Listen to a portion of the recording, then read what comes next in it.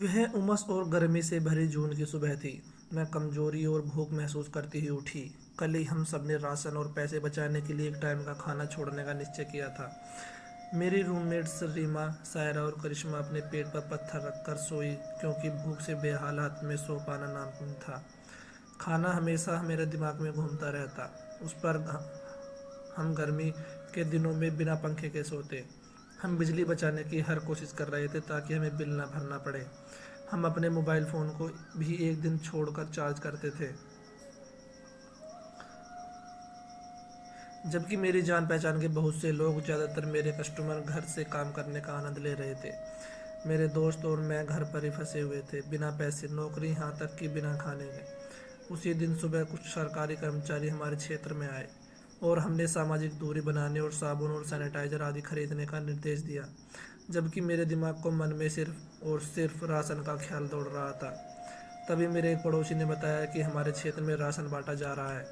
मैं सब कुछ छोड़ छाड़ कर उस तरफ भागी। मेरे रूममेट्स और मैं कतार में खड़े थे, इस उम्मीद में कि अब अगले कुछ महीनों तक के गुजारे के लिए हमें खाना मिल जाएगा। आखिरकार जब हमारी बारी आई, राशन बांटने वाली एक महिला रोककर बोली, हिजड़े हो ना, तो हम तुमको नहीं दे सकते। यह सुनकर हमें बहुत बड़ा झटका लगा। हमारे अंदर बहस करने की ताकत नहीं थी और हम वहाँ तमाशा नहीं करना चाहते थे। हमें भूख लगी हुई थी और कमजोरी भी महसूस हो रही थी। हम वहाँ से सोचकर चुपचाप चले गए कि शायद ऐसा कोई नियम होगा, शायद इसलिए कोई कि हम परिचित हैं, मैंने सोचा, जबकि मेरे सामने ही हर ज़रूरतमंद व्यक्ति को मदद मिल रही थी और एक तरफ हम थे बिना किसी सहायता या भोजन के। घर वापस आते हुए मुझे बहुत ही गुस्सा, चिढ़, भूख और दुख सब एक साथ महसूस हो रहे थे। हम इस लॉकडाउन में कैसे गुजारा कर पाएंगे। हम सब घर आए और बिना चीनी और दूध की चाय पी। मुझे हैरानी थी कि लोगों के हमारे मुंह पर ना कहना कितना आसान है। लॉकडाउन से पहले मैं ब्यूटी पार्लर में एक सहायक के तौर पर काम कर रही थी, जिसकी वजह से मुझ में आत्मविश्वास था और मैं स्वतंत्र थी। मैं इस बात के लिए आभारी थी कि मेरी अम्मा चाची ग्रुप के मुखिया ने मुझे 5 साल की प्राथमिकता शिक्षा प्रदान की, इस बात पर जोर डालते हुए कि हमारे मास्टर जी हमें घर पर ही पढ़ाने आए। काश मैं थोड़ा और पढ़ पाती, शायद तब मैं भी घर से काम कर पाती, बिल्कुल उन लोगों की तरह जो हमारे ब्यूटी पार्लर में आते थे।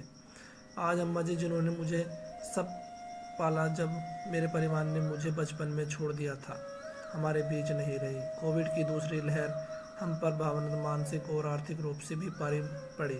मैंने अभी नहीं सोचा था कि यह महामारी इतनी लंबी चलेगी, यह हमारी ज़िंदगी को इतना ज़्यादा मुश्किल बना देगी।